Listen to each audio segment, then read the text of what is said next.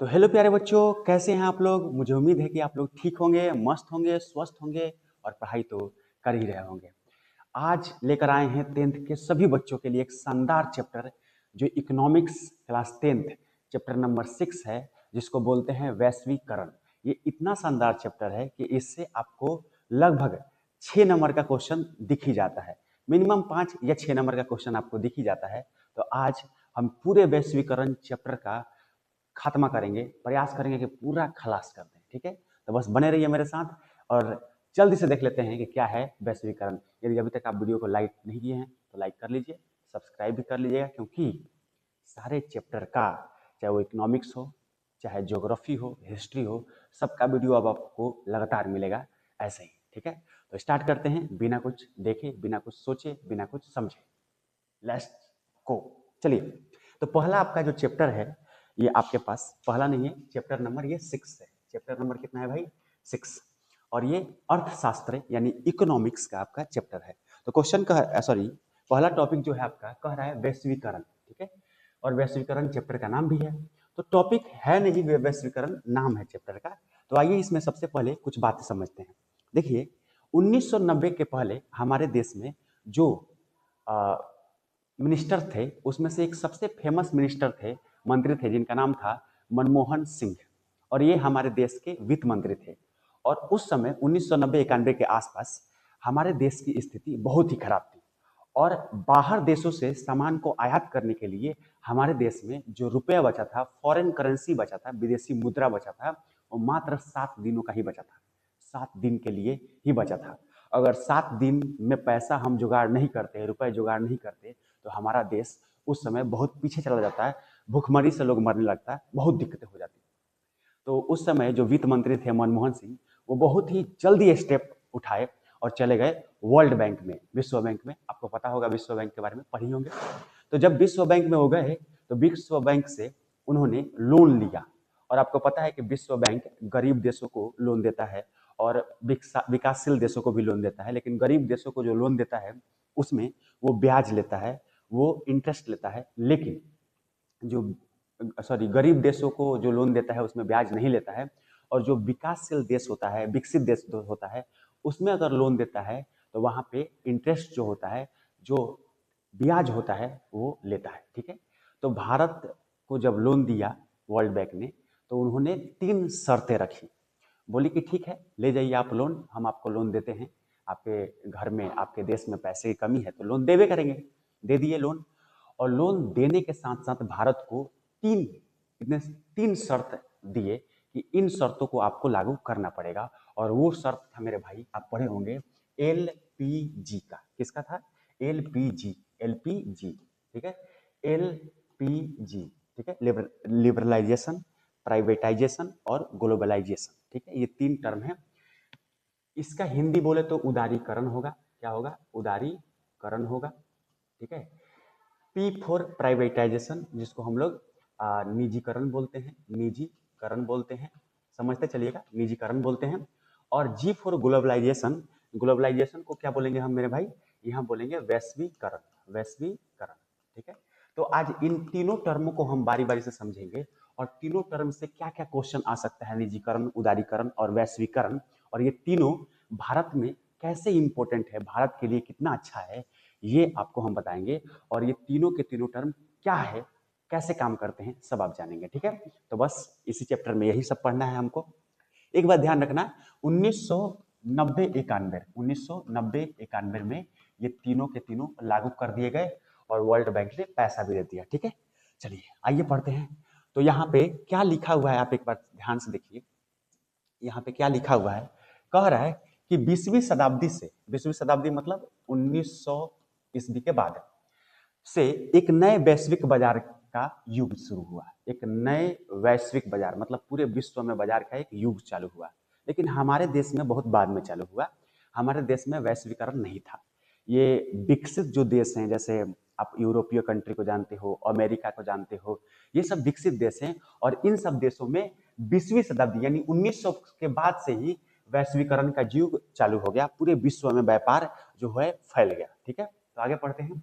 का युग शुरू हुआ जिसमें वस्तुओं और सेवाओं इसके पिछले चैप्टर में आप पढ़े होंगे का व्यापार देश और राज्यों के सीमाओं के पार, मतलब अपने देश में तो व्यापार हो रहा था लेकिन दूसरे देश में भी व्यापार होने लगा।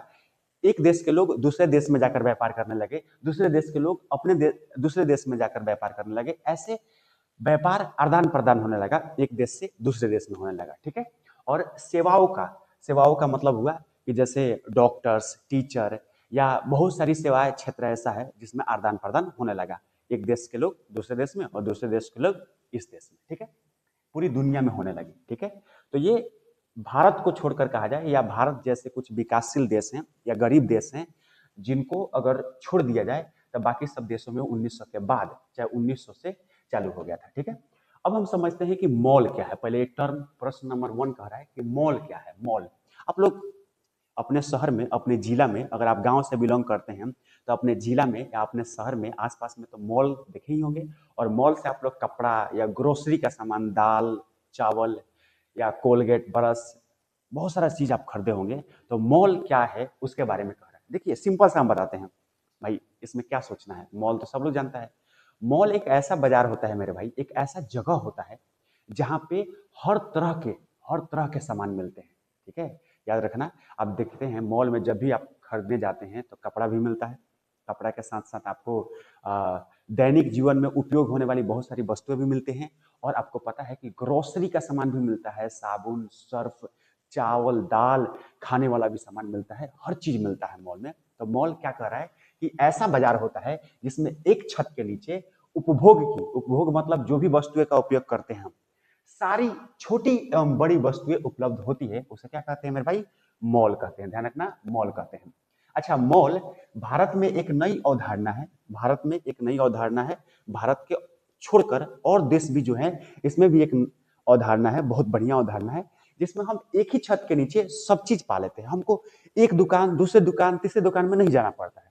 एक जगह घुसिए, जो जो आपको चाहिए उसको खरीदिए और आ जाइए, बात खत्म। और क्वालिटी का भी सामान आपको मिलता है क्योंकि वहां पे एक फैला हुआ चीज होता है, और सब लोग जाते हैं तो क्वालिटी का भी सामान होता है। ठीक है। ध्यान रखना कि जो मॉल है ये वैश्वीकरण और उदारीकरण का एक मतलब उदाहरण कर सकते हैं, या वैश्वीकरण और उदारीकरण के कारण ही आया। तो अभी वैश्वीकरण तो समझे नहीं है, एक बात समझाते हैं। वैश्वीकरण का मतलब थोड़ा थोड़ा समझ लो कि अ, विभिन्न देशों की जो कंपनियां हैं वो अलग अलग देशों में जाकर व्यापार करती है, अपना सामान बेचती है। ठीक है। तो जो मॉल हमारे गांव में रहता है, सॉरी गांव में कह रहे हैं, शहरों में रहता है, या मॉल जो हमारे आसपास है, उस मॉल में केवल भारत का ही तो सामान नहीं होगा, उसमें चाइना का भी सामान मिलेगा, अमेरिका का भी सामान मिल जाएगा आपको, न्यूजीलैंड का भी सामान मिल सकता है आपको, यूरोप का भी सामान मिल सकता है। तो मॉल में हर एक देश का सामान हो सकता है। तो मॉल एक वैश्वीकरण यानी विश्व के सभी सामानों का एक संग्रह रखता है, एक पूरा सामान रखता है। ठीक है। और उदारीकरण का भी ये मॉल एक कारण है। ठीक है। तो उदारीकरण जब हम समझेंगे तो आपको इसको समझ में आ जाएगा। ठीक है। अब चलिए, अब दूसरा जो प्रश्न है यहां से चालू होता है, निजीकरण क्या है? क्या चीज? निजीकरण। ठीक है। तो निजीकरण क्या है मेरे भाई, जल्दी से देख लेते हैं निजीकरण क्या है।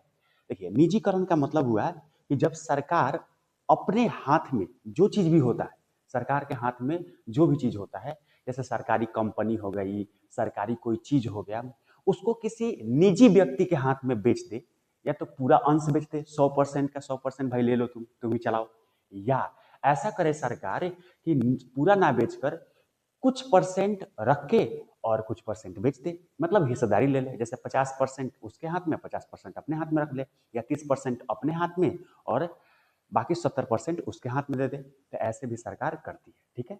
तो इसी को बोलते हैं निजीकरण, यानी सरकारी चीजों का निजी हाथों में बेच देना, निजी हाथों में दे देना। अब निजीकरण क्यों जरूरी है भाई? देखिए, निजीकरण लोग कहते हैं, बहुत लोग कहते हैं कि निजीकरण यानी सरकार की चीजें प्राइवेट लोगों के हाथ में बेचना, ये निजीकरण है और निजीकरण खराब है। बहुत लोग ऐसे कहते हैं, लेकिन निजीकरण अच्छा भी है। यदि आप सरकारी चीजों को प्राइवेट हाथों में देते हैं तो वो चीजें अच्छे से चलती है, अच्छे से चलती है। आपको पता है कि बहुत सारी सरकारी ऐसी कंपनियां हैं जिस पर सरकार अच्छे से ध्यान नहीं दे पाती है, और ध्यान नहीं दे पाती है तो लवारिस की तरह वो कार्य करता है। ना उसमें प्रोडक्शन ठीक से होता है, ना उसमें कार्य ठीक से होते हैं, उसमें जो भी काम करते हैं सरकारी व्यक्ति, जो भी एम्प्लॉई हैं, उसमें जो भी काम करने वाले व्यक्ति हैं वो भी लापरवाह हो जाते हैं। लेकिन यदि कोई प्राइवेट हाथों में रहता है तो प्राइवेट कंपनी जो होती है उसमें काम ठीक से होता है, जितने भी एम्प्लॉई हैं ठीक से काम करेंगे, उत्पादन बढ़ेगा, और उत्पादन बढ़ेगा तो मार्केट में उस चीज का वैल्यू भी बढ़ेगा, रुपया पैसा से वैल्यू बढ़ेगा, और वो व्यापार बढ़ेगा। तो व्यापार जब बढ़ेगा तो लोगों को रोजगार भी ज्यादा मिलेगा। बात समझ में आ रही है? ठीक है। तो निजीकरण कहीं ना कहीं जरूरी भी है। जैसे आपको पता है कि एयरलाइंस जो हमारा है, एरोप्लेन है ना, उसको भी निजीकरण कर दिया गया है। बहुत सारी चीजों का निजीकरण करने के लिए प्रयास भी किया जा रहा है। तो निजीकरण से कुछ फायदा भी है तो कुछ नुकसान भी है। ठीक है। किसी भी चीज में पूरा पूरा फायदा नहीं होता है, कुछ नुकसान भी होता है। ठीक है। चलिए, तो जब सरकार अपने सरकारी कंपनी का पूरा पूरा, देखिए पूरा या पूरा का मतलब कितना हुआ, 100%, या कुछ हिस्सा मतलब 30% रखकर बाकी सब दे दे, 20% रखकर बाकी सब रख दे दे। तो कुछ हिस्सा निजी कंपनी मतलब प्राइवेट हाथों में को बेच देती है, तो उसे निजीकरण कहते हैं। ठीक है, समझ गए बात? अच्छा, निजी कंपनियां इसे बेहतर तरीके से चला सकती है। देखिए, जब निजी हाथों में हम बेचेंगे तो निजी कंपनियां जो होती है, जैसे हम अंबानी को कुछ बेचती है, अडानी को कुछ बेचती है, तो वो लोग अच्छे से चला सकते हैं उसको। उस पर सरकार आ, आराम से ध्यान नहीं भी देगी तो वो चला सकते हैं, और सरकार को टैक्स भी दे सकते हैं। सरकार को भी फायदा होगी, लोगों को रोजगार भी बढ़ेगा, और कंपनी ठीक से चलेगा भी। समझ रहे हैं बात को? ठीक है। भारत में ध्यान सुनना, ये बता चुके हैं, भारत में 1991 से सरकार ने निजीकरण की नीति अपनाई। ठीक है। उस समय जो क्या बोलते हैं वित्त मंत्री थे, उनका नाम मनमोहन सिंह था, और वर्ल्ड बैंक के कहने पर यह निजीकरण को अपनाया गया। चलिए नेक्स्ट स्लाइड पर चलते हैं। तीसरा जो क्वेश्चन है वो कह रहा है उदारीकरण। उदारीकरण अभी बताया कि हम लोग समझेंगे उदारीकरण किसे कहते हैं। तो उदारीकरण का मतलब अगर हम समझाएं तो देखिए, पहले 1990 के पहले आप जाएंगे तो जितनी भी भारत में कंपनियां थी या उद्योग थे, या कोई भी प्राइवेट आदमी कंपनियां बैठा रहा है, तो उसको सरकार से काफी ज्यादा परमिशन लेना पड़ता था। ठीक है। सरकार के दफ्तर घूम घूम कर वो बेचारा परेशान हो जाता था। इस कागज पे साइन करवाए, इस पेपर पे साइन करवाए, उस पेपर पे साइन करवाए, अनुमति मिलती ही नहीं थी।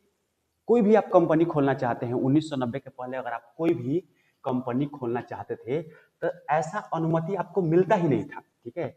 लाइसेंस पद्धति था।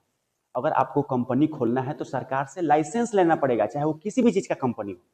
तब लाइसेंस लेने में व्यक्तियों की हालत खराब हो जाती थी, इसलिए लोग कंपनी खोलने का प्रयास ही नहीं करता था। इतनी दयनीय स्थिति थी उस समय। तो देखिए, उस समय लाइसेंस लेना, कोटा तय करना कि सरकार की कितनी हिस्सेदारी होगी, सरकार को कितना टैक्स देंगे, टैक्स ज्यादा होना। ठीक है। बंदिशें बहुत सारी थी, बहुत सारी रुकावटें थी, इसलिए बहुत लोग कंपनी नहीं खोल पाते थे। ठीक है। लेकिन 1990 के बाद जब उदारीकरण लाया गया, उदारीकरण एलपीजी के द्वारा उदारीकरण लाया गया, तो उदारीकरण में कंपनियों को, उद्योगों को उदार किया गया। उदार का मतलब हुआ छूट दिया गया कि आप भाई कंपनी खोलिए, आराम से खोलिए, उसमें लाइसेंस की जरूरत नहीं है। हाँ, कुछ चीजों के लिए लाइसेंस जरूरी है। जैसे आप गन बनाना चाहते हैं, बंदूकें बनाना चाहते हैं, तो उसमें लाइसेंस चाहिए, क्योंकि वो लोगों को क्षति पहुंचा सकता है। आप अगर बम बारूद वाले चीजें बनाते हैं तो उसमें भी आपको लाइसेंस चाहिए। आप यदि एल्कोहलिक सामग्री, एल्कोहल बेच रहे हैं, एल्कोहल बना रहे हैं, तो उसमें लाइसेंस चाहिए। तो जो पब्लिक प्लेस पे नुकसान पहुंचाने वाली चीजें हैं उसमें लाइसेंस चाहिए। बाकी किसी खाने पीने या खेलने वाली सामानों को बनाने के लिए, कपड़ा बनाने के लिए, उद्योग बैठाने के लिए आपको लाइसेंस की जरूरत नहीं है। और टैक्स को भी कम कर दिया गया, टैक्स भी कम कर दिया गया, जिससे लोग कंपनी को, उद्योग को, छोटे या बड़े उद्योग को खोल सकते थे। ठीक है। और जब उद्योग खुलेंगे तो व्यापार बढ़ेगा, और व्यापार बढ़ेगा तो लोगों को रोजगार भी ज्यादा मिलेगा, क्योंकि आप जानते हैं कोई भी उद्योग खुलेगा मेरे भाई, तो उसमें काम करने के लिए कई लोग चाहते हैं, कोई लोग चाहिए, और कई लोगों को उसमें काम पड़ता है, तो उनको रोजगार भी मिलेगा। ये बात सही है कि नहीं सही है? ठीक है। तो याद रखना कि क्या कह रहा है यहाँ पे, कि जब सरकार व्यापार पर लगे फालतू, साइज सी बात है, फालतू होता है, जब सरकार व्यापार पर लगे फालतू नियमों को, लाइसेंस, जैसे लाइसेंस, पहले लाइसेंस लेना पड़ता था, कोटा तय करना पड़ता था कि सरकार को हम इतना % देंगे। ठीक है।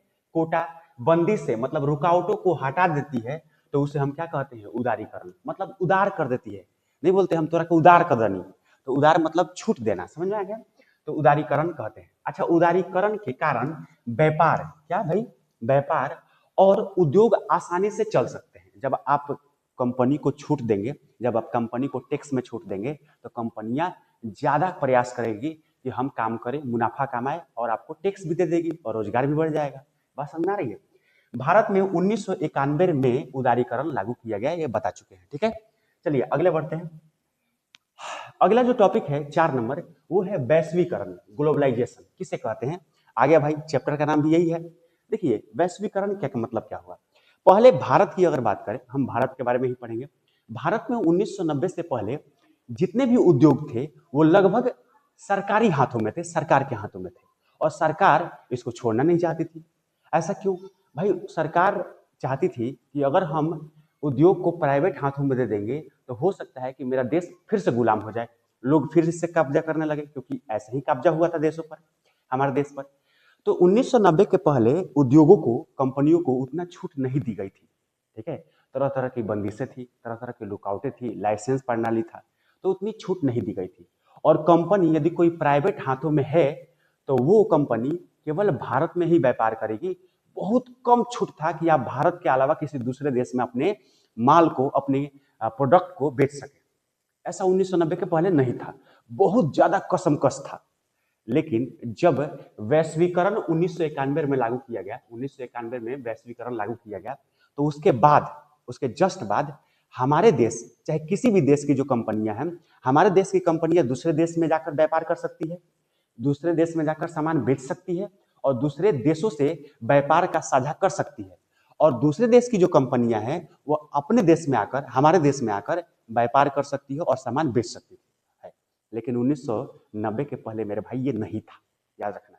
1990 के पहले हमारे देश की जो कंपनियां हैं वो दूसरे देश में अपना सामान ऐसे ही नहीं बेच सकती थी, ठीक है। उस पर बहुत ज्यादा टैक्स लगता था, रुकावटें बहुत ज्यादा थी।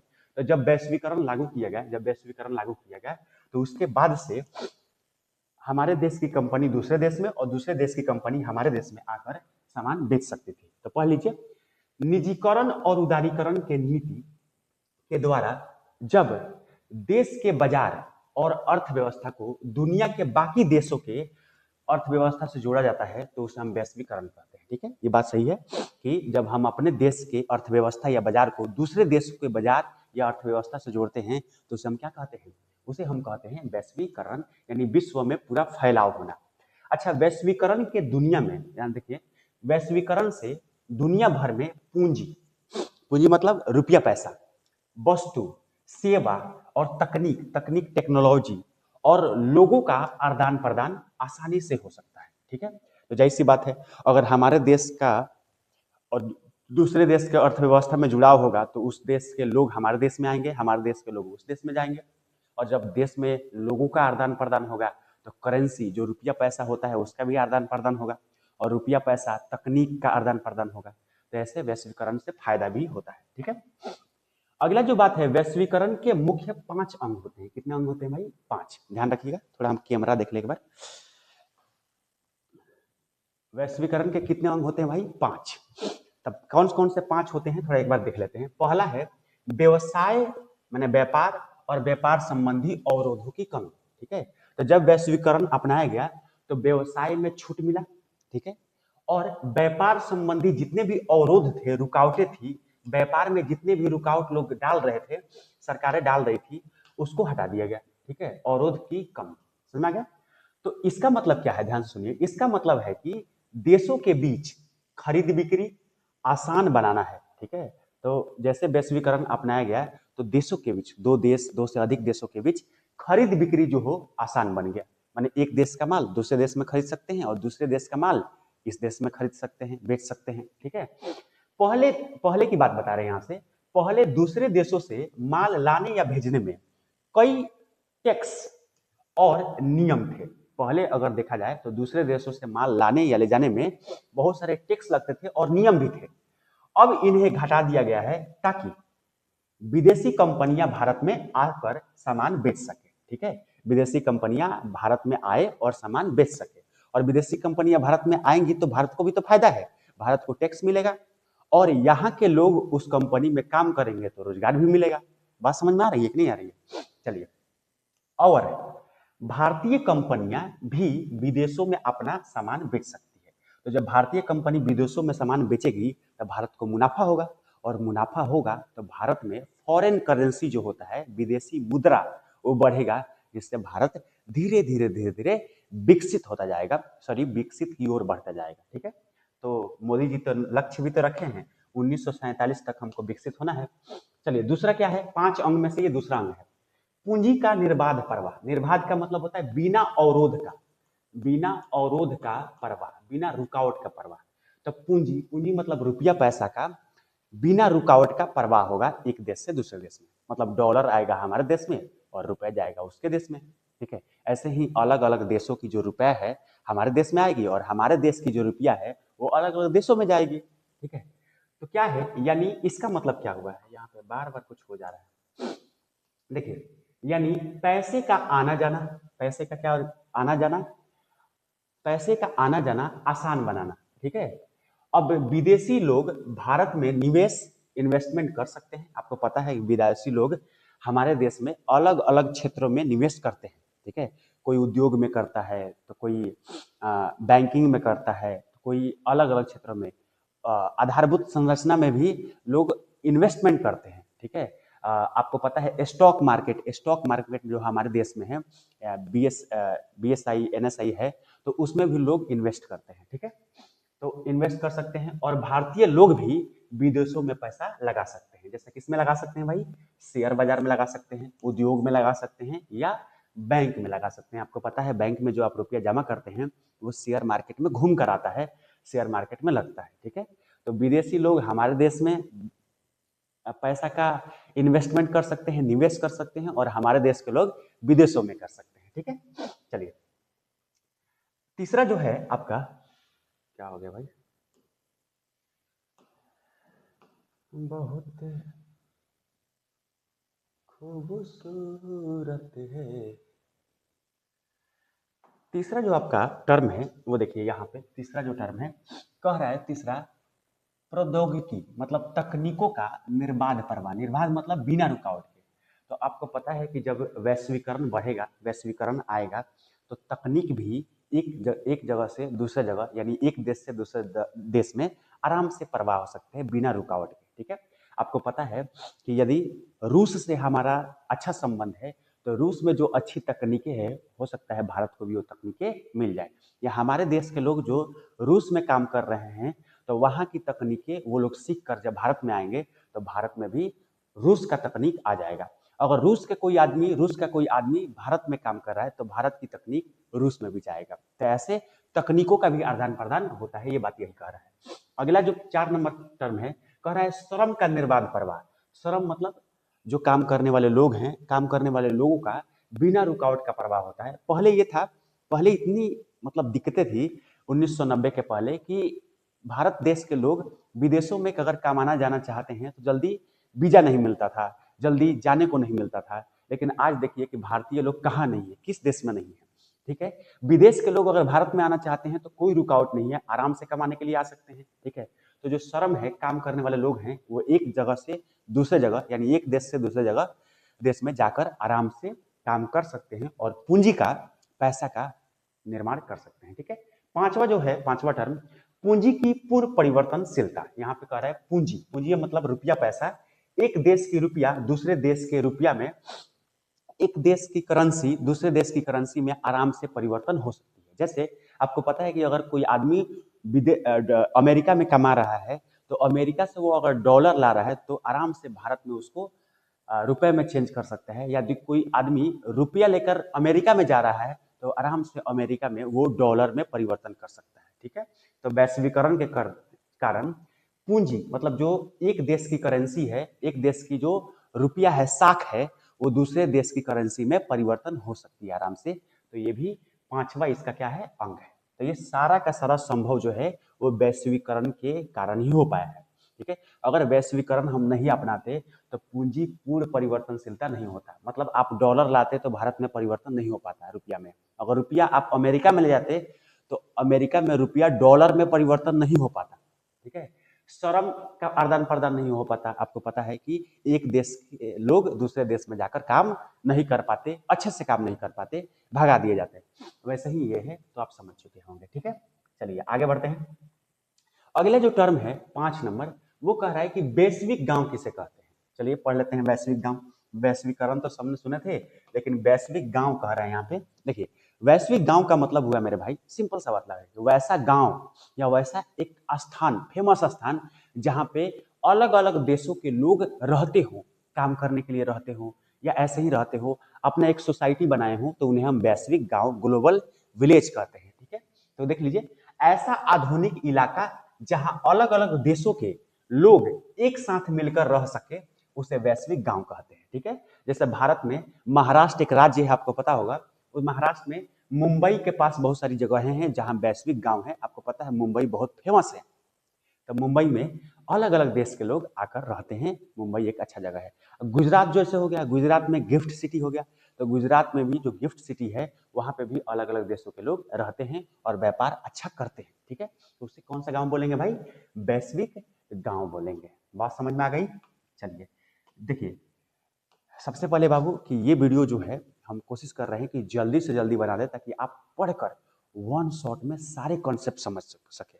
ठीक है, तो आप लोग बस भाई ऐसे वीडियो पर जरूर रिस्पॉन्स, एक प्यारा सा कमेंट छोड़िएगा कि हाँ सर, आप ऐसे ही सारे चैप्टर का वीडियो बना दीजिए, ऐसे ही सारे चैप्टर का वीडियो बना दीजिए, ताकि हम लोग अच्छा से पढ़ सकें। क्योंकि लास्ट समय अगर ये रिवीजन कर लेते हैं ऐसे क्वेश्चनों का, तो एक भी क्वेश्चन छूटेगा नहीं। और हाँ, आप यदि एक्सपर्ट, जो हमारे ऑफलाइन कोचिंग है एक्सपर्ट 3D स्मार्ट क्लासेस, इसमें पढ़ते हैं, तो ग्रुप पर मैसेज करिएगा, सर पीडीएफ भेज दीजिए, हम भेज देंगे।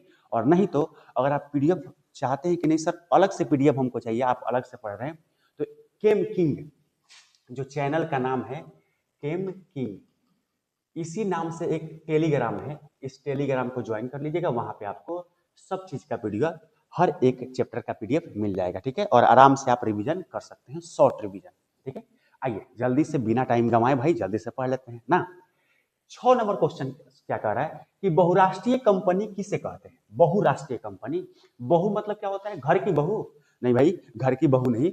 बहु मतलब होता है बहुत, बहुत वर्ड से लिया गया है, बहुत या अधिक कह सकते हैं। ठीक है, तो बहुत, बहुत राष्ट्रों में मतलब देशों में जो कंपनी होती है, एक, दो या दो से अधिक देशों में जो कंपनियां काम करती है, बहुत सारे देशों में जब कंपनियां काम करती है, अपना सामान बेचती है, बनाती है, खरीदती है, तो वैसे कंपनी को बहुराष्ट्रीय कंपनी कहते हैं। समझ में? जैसे मान लीजिए हम हैं, हम अंबानी जैसे ही हैं, और हम अपने एक पाइटा कंपनी को, पाइटा ले लेते हैं, एक पाइटा कंपनी को हम 4-5 देशों में खोल कर रखे हुए हैं, और मेरा 4-5 देशों में व्यापार अच्छा खासा चल रहा है, तो आप कहेंगे सर आपकी जो पाइटा कंपनी है वो बहुराष्ट्रीय कंपनी है, क्योंकि वो अलग अलग देशों में, अलग अलग देशों में क्या कर रही है?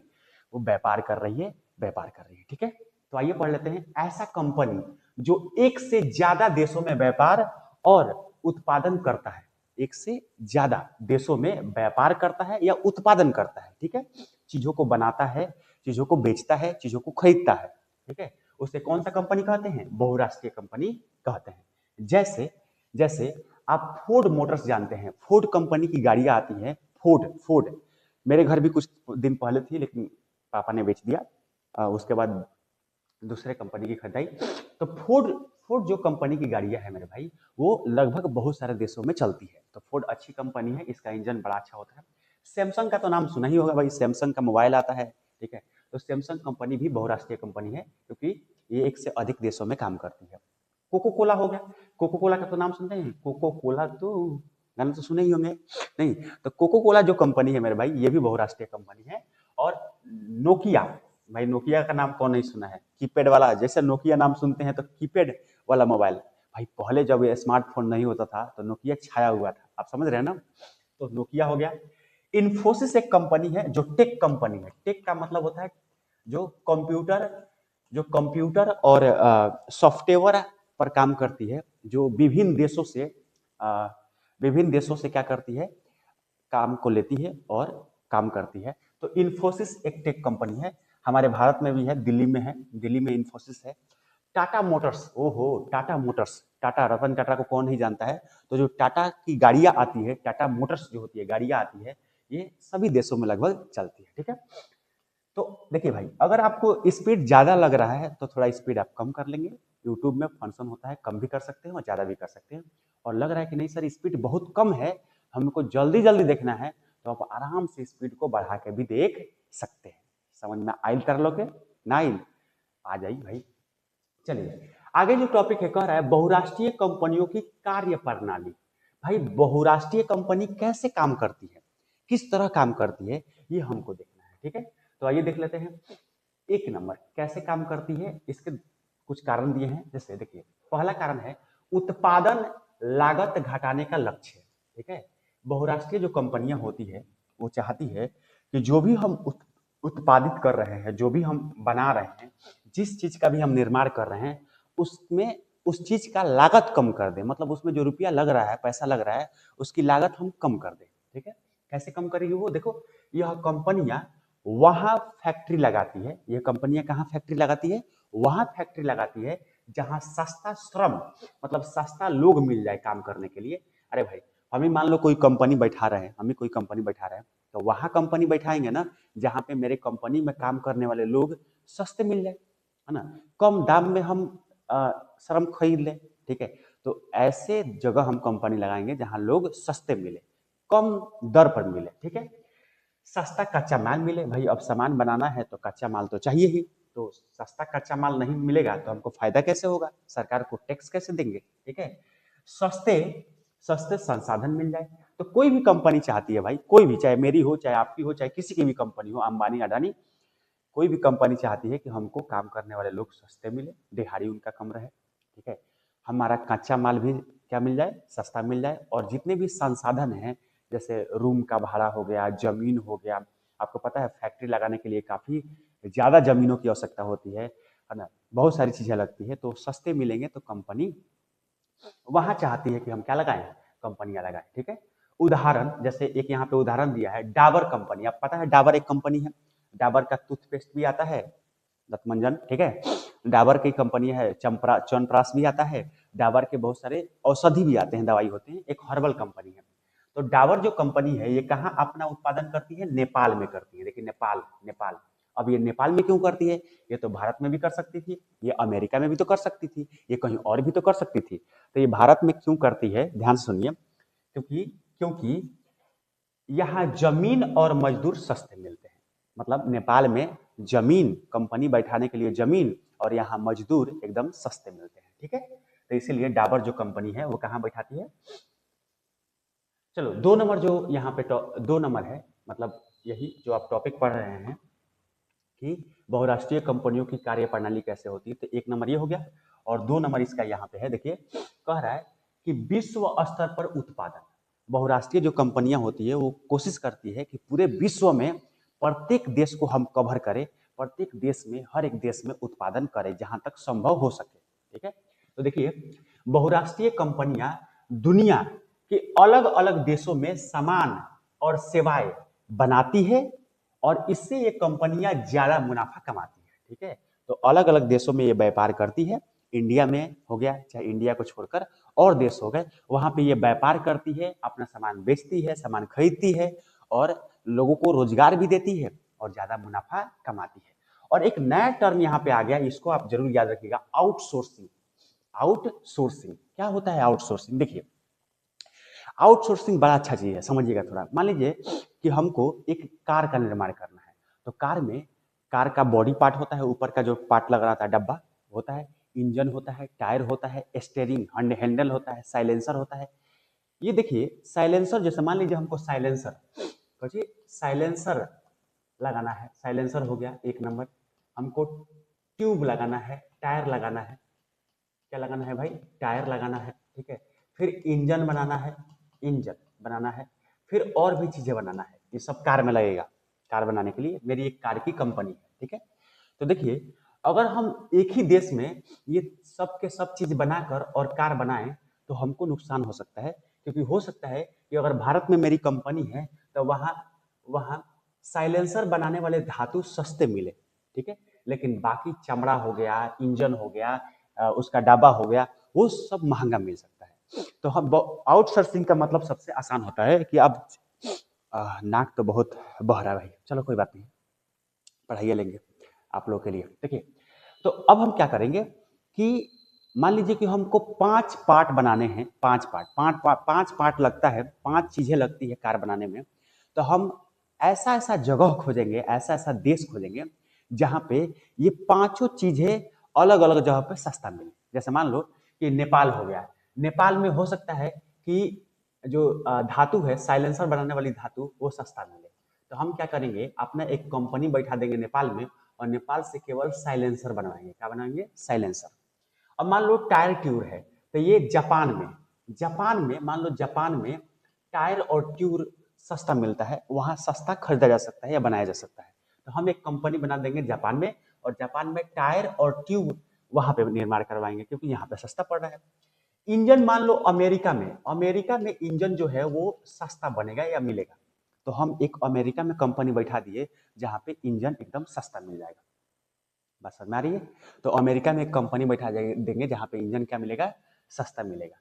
अब अलग अलग जगह पर अलग अलग चीजों के लिए हम कंपनी बैठा दिए, और वहां पर वो चीजें सस्ता मिलती है।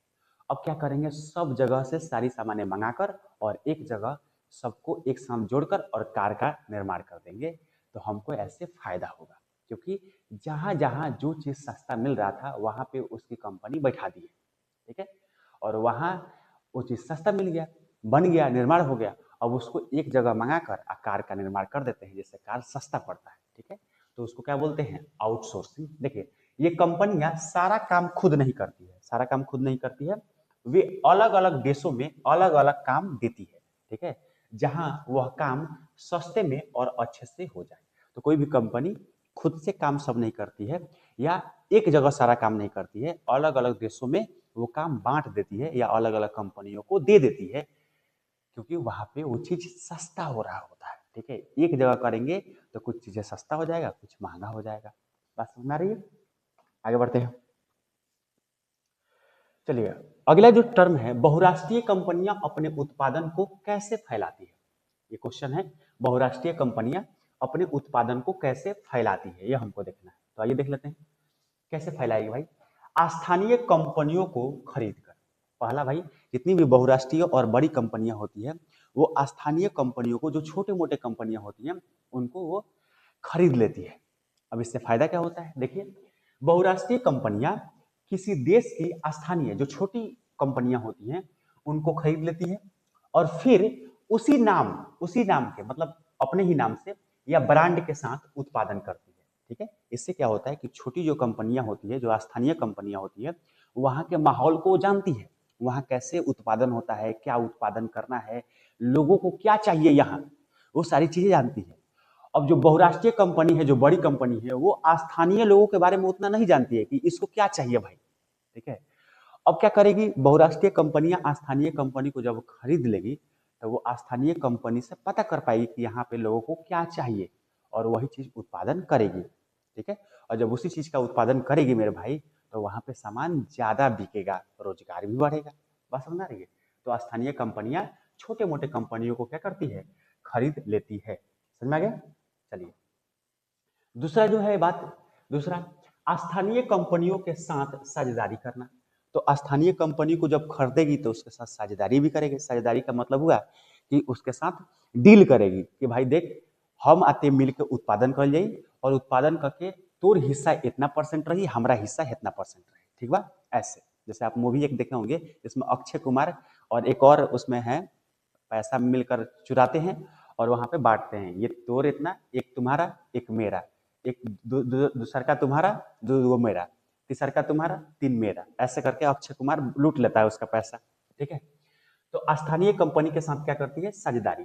कभी कभी ध्यान से देखो, कभी कभी ये कंपनियां स्थानीय कंपनियों के साथ मिलकर, कौन सी कंपनियां? बहुराष्ट्रीय कंपनियां स्थानीय कंपनियों के साथ मिलकर उत्पादन करती है, और इससे स्थानीय कंपनियों को नई तकनीक, जब भाई बहुराष्ट्रीय कंपनी जो होगी, बड़ी कंपनी होगी, उसके पास तो तकनीक बहुत ज्यादा होगा, बहुत ज्यादा मात्रा में वो सब चीज जानता है, पैसा भी ज्यादा होगा उसके पास। तो स्थानीय कंपनियों को वो क्या करती है? तकनीक को देती है। ठीक है, तकनीक और पूंजी मिलाती है, जिससे वे ज्यादा उत्पादन कर पाती है। ठीक है, बात समझ गए? चलिए आगे बढ़ते हैं। नेक्स्ट जो टर्म है तीसरा नंबर, तीसरी बात है इसमें, छोटे उत्पादकों का मदद लेना। ठीक है, जो छोटे छोटे उत्पादक होते हैं, जैसे आप सुने होंगे गांव देहात में या छोटे मोटे जो शहरों में कोई कपड़ा बनाने वाला आदमी है, ठीक है, कोई पतल बना रहा है, कोई गिलास बना रहा है, कोई छोटा मोटा चीज, जो लघु उद्योग वाले लोग होते हैं, तो क्या कर रहा है कि जो बहुराष्ट्रीय कंपनियां होती हैं वो छोटे छोटे जो उत्पादन करने वाले लोग हैं उनसे क्या करती है, मदद लेती है, उनका हेल्प लेती है, चाहे उनके साथ भी साझेदारी कर लेती है। इससे बहुराष्ट्रीय कंपनी को भी फायदा होता है कि उसको काम करने वाला आदमी मिल गया, वहाँ जो उस वहाँ के लोगों के बारे में जानता है, वहाँ के लोगों के बारे में समझता है। और दूसरी बात कि जो छोटे उद्योग वाले होते हैं, छोटे उद्योग वाले चाहे छोटे उत्पादक जो लोग होते हैं, उनको तकनीक मिल जाता है, रुपया पैसा मिल जाता है, कमाई हो जाता है। ठीक है, तो दोनों को भी फायदा हो जाता है, समझ रहे हैं। तो बहुराष्ट्रीय कंपनियां अपने माल को बनवाने के लिए छोटे उत्पादकों से काम करवाती है। ठीक है, छोटे छोटे उत्पादकों से काम करवाती है, और वो लोग बड़ा स्किली होते हैं, माने उनके पास स्किल अच्छा होता है, वो लोग अच्छे से काम कर लेते हैं भाई, क्योंकि वो बहुत दिनों से काम कर रहे होते हैं, जो छोटे छोटे उद्योग वाले लोग होते हैं। ठीक है, इससे उनका उत्पादन खर्च कम होता है और वे बड़े स्तर पर उत्पादन कर पाते हैं। ठीक है, चलिए आगे जो है प्रश्न नंबर 7, एक प्रश्न खत्म, 7वां नंबर प्रश्न है। ठीक है, निवेश किसे कहते हैं भाई, सब लोग जानते होंगे निवेश किसे कहते हैं, इन्वेस्टमेंट। ठीक है, किसी भी चीज को हम खरीदते हैं, मान लो कि हम किसी चीज को खरीदना चाहते हैं, तो हम उसमें पैसा लगाए, वो चीज हम खरीद लिए, अब भविष्य में वो चीज ज्यादा में बेचे, उस चीज को ज्यादा में बेचे, तो मेरे को मुनाफा हुआ। तो मुनाफा कमाने के लिए हम किसी चीज को खरीदते हैं, तो उसे हम इन्वेस्टमेंट यानी निवेश करते हैं। जैसे मान लीजिए जमीन हो गया, जमीन आप आज खरीद लिए 4 लाख रुपया काठा, कितना रुपया, 4 लाख रुपया काठा, और जैसे 5 साल बाद 6 साल बाद इसे बेचे तो ये लगभग 8 लाख रुपया काठा बिका। ठीक है, अब बताइए 4 लाख का मुनाफा हुआ कि नहीं। तो मुनाफा के लिए आप जमीन खरीदे तो उसे हम बोलेंगे निवेश किए। निवेश में हमेशा हम प्रयास करते हैं कि हमें क्या हो, फायदा हो, मुनाफा हो, लेकिन कभी कभी नुकसान भी हो जाता है, ये कोई बड़ी बात नहीं है, बात समझ गया। तो निवेश किसे कहते हैं, पढ़िए, जब हम पैसे खर्च करके कोई ऐसी चीज खरीदते हैं, जब हम पैसे खर्च करके कोई ऐसी चीज खरीदते हैं जो भविष्य में, भविष्य मतलब आगे, लाभ या फायदा दे, मतलब फायदा दे हमको, तो उसे हम क्या कहते हैं, निवेश कहते हैं। जैसे भूमि, जमीन खरीदते हैं, ठीक है, जैसे भवन खरीदते हैं, घर खरीदते हैं, घर खरीद के बहुत लोग बेचते भी हैं, भाड़ा पे दे देते हैं। मान लो हम एक घर खरीदे और घर खरीद कर उसे भाड़ा पे दे दिए, तो बताओ ये निवेश तो है, क्योंकि उससे हमको फायदा मिल रहा है। मशीन हो गया, मशीन हम खरीदे, मशीन से भी हमको फायदा होता है, उससे काम होता है तो हमें फायदा होता है। ठीक है, या उस मशीन को अगर हम बाद में बेचते हैं तो हो सकता है उससे मुनाफा मिले। ठीक है, चलिए 8वां नंबर जो प्रश्न है वो क्या कह रहा है, विदेशी निवेश किसे कहते हैं, विदेशी निवेश, फॉरेन इन्वेस्टमेंट। ठीक है, देखिए क्या होता है विदेशी, बहुराष्ट्रीय कंपनियों द्वारा, जो बहुराष्ट्रीय कंपनी है जो बहुत देशों में काम करती है, द्वारा किए गए निवेश को विदेशी निवेश कहते हैं। ठीक है, मतलब क्या हुआ कि मान लो आपके देश में बैंक में या स्टॉक मार्केट में विदेशी जो कंपनियां हैं या बहुराष्ट्रीय कंपनियां हैं वो पैसा लगा रही है और मुनाफा कमा रही है, तो उसे हम विदेशी निवेश कहेंगे। ठीक है, या विदेश के लोग भारत में, विदेशी लोग या विदेशी कंपनियां भारत में आकर निवेश कर रही है, व्यापार कर रही है, पैसा लगा रही है, तो उसे हम विदेशी निवेश कहेंगे। एकदम सिंपल सा वर्ड है, क्लियर, इससे फायदा भी है भाई। चलिए आगे बढ़ते हैं। अगला जो टर्म है मेरे पास वो कह रहा है वैश्वीकरण को संभव बनाने वाले 2 मुख्य कारक बताएं। वैश्वीकरण मतलब विश्व में व्यापार को फैलाने के लिए, विश्व में व्यापार को फैलाने के लिए कौन कौन से ऐसे 2 मुख्य कारक है। पहला कारक क्या है, देखिए, प्रौद्योगिकी, जिसको हम तकनीक भी बोलते हैं, क्या बोलते हैं, तकनीक। यहाँ पे बोले प्रौद्योगिकी में प्रगति, यानी तकनीक में प्रगति।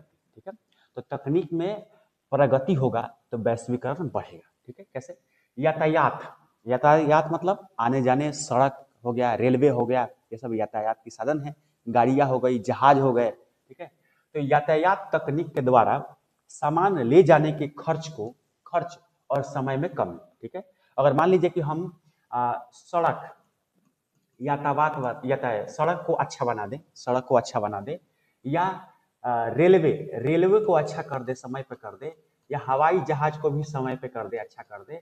ठीक है, या पानी वाले जो जहाज होते हैं उनको भी हम सही दिशा में कर दे तो हमें यातायात की जो सुविधा होगी वो आसान होगी और फास्ट एक सामान दूसरे जगह सामान कोई होगा जो एक जगह से दूसरी जगह फास्ट पहुंचेगा, जल्दी पहुंचेगा। बात समझ में आ रहा है?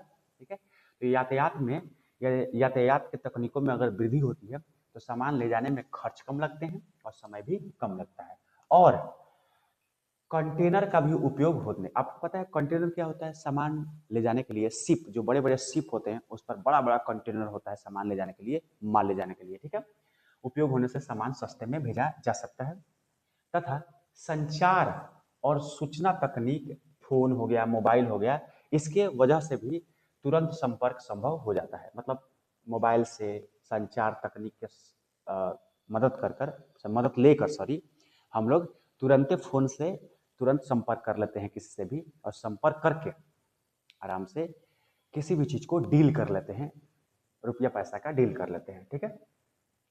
यहाँ पे जैसे यहाँ पे एक एग्जांपल दिया, जैसे न्यूयॉर्क एक जगह है का एक प्रकाशक, न्यूयॉर्क का एक प्रकाशक जो है, प्रकाशक मतलब जो पेपर है, किताब को छपवाता है ना।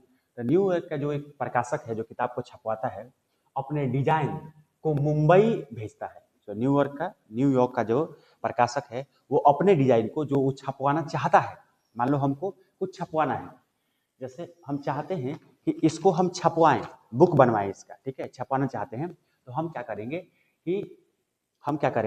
कि देखिए यहाँ हम मान लो न्यूयॉर्क में है, न्यूयॉर्क का प्रकाशक हम है, तो अपने डिजाइन को हम कहाँ भेज देंगे? मुंबई में। ठीक है, मुंबई में भेज देंगे और मुंबई में वह किताब छपती है। जो भी हम किताब का भेजेंगे सूचना, वो मुंबई में क्या होगा? छपेगा और फिर वापस न्यूयॉर्क जाती है। मतलब न्यूयॉर्क से आती है मुंबई में, किताब छपती है और छप करके फिर कहाँ चली जाती है? न्यूयॉर्क में। ठीक है, सोचो न्यूयॉर्क का किताब यहाँ छपता है, मुंबई में, हमारे देश में छपता है। ठीक है। और भुगतान, मतलब जो न्यूयॉर्क वाले रुपया का भुगतान करते हैं मुंबई में, वो ऑनलाइन यानी ई बैंकिंग के द्वारा कर देते हैं, तो ये तुरंत हो जाता है। तो बताओ यहाँ पे टेक्नोलॉजी जो है, ऑनलाइन जो पैसा आजकल ट्रांसफर हो रहा है, उसके टेक्नोलॉजी की वजह से ये आसान हो गया। नहीं तो पहले क्या होता था? पहले हम रुपया पैसा हैंड टू हैंड डील करते थे। तो न्यूयॉर्क का जो कंपनी वाला मालिक बैठा हुआ है वो हैंड टू हैंड आकर मुंबई डील करेगा, पैसा हाथों में देगा और तब जाकर उसका किताब छपेगा। लेकिन आजकल ऐसा नहीं है, बस फोन से काम हो जा रहा है भाई। हम आपको ये ऑनलाइन भेज दे रहे हैं, इसको छाप दीजिएगा, छाप कर वापस भेज दीजिएगा और हम ऑनलाइन पैसा पे कर देंगे, बात खत्म। चलिए आइए देखिए, इस तरह हम देखते हैं कि सूचना एवं संचार तकनीक के विकास ने लोगों को नजदीक लाकर वैश्वीकरण की प्रक्रिया को काफी तेज किया है। ठीक है। तो हम लोग संचार का और सूचना का प्रयोग करके, मोबाइल का प्रयोग करके, नेट का प्रयोग करके, टेक्नोलॉजी का प्रयोग करके दूर रहते हुए भी लोग एक दूसरे से व्यापार कर लेते हैं और संपर्क कर लेते हैं। और ये वैश्वीकरण को ही तो बढ़ा रहा है कि एक देश के लोग दूसरे देश में आसानी से संपर्क कर पाते हैं। आपको समझ में आ रहा है? बोर मत होइएगा भाई, वीडियो को रोक लीजिए, मुंह पर पानी मान लीजिए, चाय पानी पी लीजिए, फिर से देखिए, क्या दिक्कत है? नहीं तो लेकिन देख लीजिएगा। ठीक है। अगला जो बात है यहाँ पे देखिए, अगला जो बात है 2 नंबर, कह रहा है विदेश व्यापार तथा विदेशी निवेश का उदारीकरण। ठीक है, उदारीकरण का मतलब अभी समझे, छूट देना। तो विदेश के जो लोग व्यापार कर रहे हैं हमारे देश में आकर, या विदेशी जो निवेशक हैं, उनको हम क्या करेंगे? छूट देंगे। और छूट देंगे, जाहिर सी बात है, जब छूट देंगे तो वो हमारे देश में ज्यादा निवेश करने का प्रयास करेंगे। पढ़िए एक बार, भारत ने विदेशी व्यापार, जो विदेश के लोग व्यापार हमारे देश में करते हैं, विदेशी व्यापारी और विदेशी निवेशक को पर रोक लगा रखी थी, पहले लगा रखी थी। पहले अगर भारत में कोई विदेशी कंपनी आती है या विदेश के लोग निवेश करना चाहते हैं तो उस पर रोक था, उतना छूट नहीं था। लेकिन बाद में 1991 के बाद ईस्वी में उदारीकृत व्यापार नीति लागू हुआ, माने उदारीकरण का व्यापार लागू हुआ, जिसके द्वारा विदेशी व्यापार और निवेशक पर लगे अवरोध, जो उन पर अवरोध लगे थे, रुकावट लगे थे, रोक टोक जो लगा था, उसको हटा दिया गया, जिससे व्यापार बढ़ गया। ठीक है। आइए 9 नंबर जो प्रश्न है वो क्या कह रहा है? व्यापार अवरोधक किसे कहते हैं? अभी जस्ट अवरोधक की बात करें भाई, व्यापार अवरोधक क्या होता है? व्यापार में आने वाली अवरोधक मतलब रुकावटें। जैसे मान लीजिए कि विदेशी कोई कंपनी है और भारत में आकर व्यापार करना चाहती है, और हमारे देश के जो रूल है, नियम है, वो उनको रोक रही है, उनको आने नहीं दे रही है, तो इसे हम व्यापार पर अवरोधक बोलेंगे। मान लो हमारी कोई कंपनी है, हमारे देश की कोई कंपनी है और वो चाहती है कि अमेरिका में जाकर हम व्यापार करें, और अमेरिकी कंपनी चाहे अमेरिकी सरकार उस कंपनी को नियम लगाकर रोक रही है, नियम लगाकर रोक रही है, तो समझिए कि ये व्यापार में अवरोधक है। तो पढ़ लीजिए, विदेशी व्यापार में वृद्धि या कटौती करने के लिए, माने विदेशी व्यापार को रोकने के लिए या उसमें कटौती करने के लिए सरकार विदेशी वस्तुओं पर कुछ प्रतिबंध लगा देती है, जैसे हम क्या कहते हैं, व्यापार अवरोधक कहते हैं। ठीक है, तो इससे व्यापार क्या हो जाता है, रुक जाता है। चलिए, विश्व व्यापार संगठन, वर्ल्ड ट्रेड ऑर्गेनाइजेशन, WTO, ध्यान रखिएगा, विश्व व्यापार संगठन। अच्छा, क्या होता है विश्व व्यापार संगठन?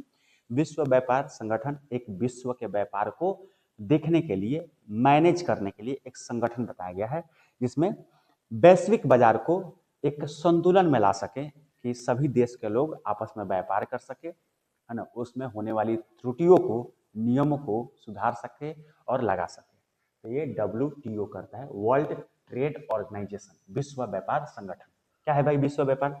विश्व व्यापार संगठन जो WTO है, एक ऐसा अंतरराष्ट्रीय मतलब सभी देशों को मैनेज करने वाला संगठन है, जिसका क्या उद्देश्य है भाई? दुनिया भर में व्यापार, यहाँ पे जो पॉइंट हाईलाइट किए गए हैं ना, इस पर जरूर ध्यान दीजिएगा, ये ऑब्जेक्टिव के लिए है सब।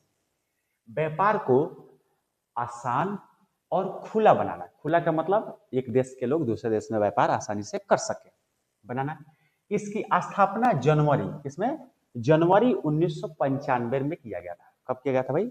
जनवरी 1995 में हुई थी, और वर्ष 2006 तक 149 देश इसके सदस्य बन चुके थे। ठीक है, तो याद रखिएगा, WTO एक ऐसा अंतर्राष्ट्रीय संगठन है जो सभी देशों के व्यापारों को, नियमों को रेगुलेट करता है, चलाता है। ठीक है, और चाहता है कि सभी देश में व्यापार खुला हो, आसान हो जाए, सभी देश के लोग व्यापार आपस में मिलजुल के कर सके। इसकी स्थापना कब हुई? जनवरी 1995 में। ये बात याद रखना। देखिए, जहां भी ऐसे अलग कलर मिलेंगे ना, इसको आपको याद रख लेना है, क्योंकि ये हाईलाइटर है। ये हाईलाइट कर दिए हैं कि आपको ऑब्जेक्टिव जो हो आसानी से बन जाए। जब आप ऑब्जेक्टिव बनाएंगे तो आसानी से बन जाएगा। ठीक है, कब हुई भाई? 1995 में। और 1995 से 2006 आते आते 149 देश, लगभग 200 से अधिक देशों में से लगभग 150 देश ऐसे हैं जो इसके सदस्य बन चुके थे। इसका मुख्यालय कहाँ है, ये भी पूछता है। जेनेवा में है। जो जेनेवा कहाँ है? स्विट्जरलैंड। ध्यान रखिएगा, जेनेवा कहाँ है भाई? स्विट्जरलैंड में है, स्विट्जरलैंड। ठीक है, बहुत अच्छा जगह है भाई स्विट्जरलैंड, कभी मन करेगा तो घूमने जाएंगे। जेनेवा कहाँ है? स्विट्जरलैंड में। ठीक है, यहाँ पे एक हाथ का निशान देकर क्या कह रहा है? विश्व व्यापार संगठन जो WTO है, व्यापार के नियम बनाता है। पूरे विश्व में कौन से नियम लागू होंगे उसके लिए नियम बनाता है, और सभी देशों से नियमों का पालन करवाता है।